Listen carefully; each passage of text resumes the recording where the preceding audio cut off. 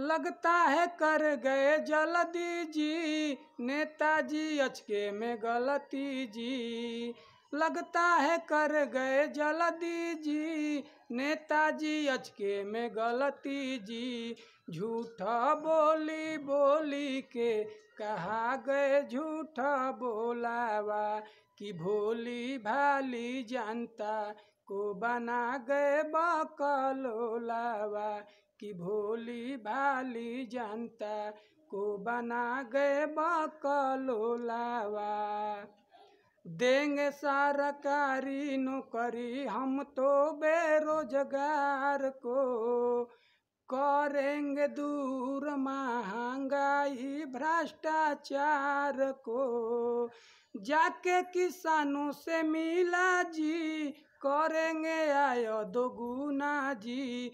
लेके वोट दे गए चोट छछना गए चोलावा, कि भोली भाली जनता को बना गए बकलोलावा, भोली भाली जनता को बना गए बकलोलावा।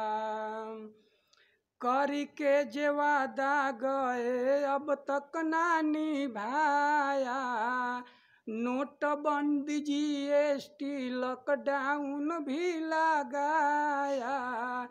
ताली थाली बजवा गए काला कानून भी ले आए, धाराना प्रदर्शन पे दगिया सुगैस के गोलावा, कि भोली भाली जनता को बना गए बकलोलावा, भोली भाली जनता को बना गए बकलोलावा। लिखल संविधान को भी मानते हैं ना जानते हैं, एगो को बचाने के लिए अनेकों को टांगते हैं।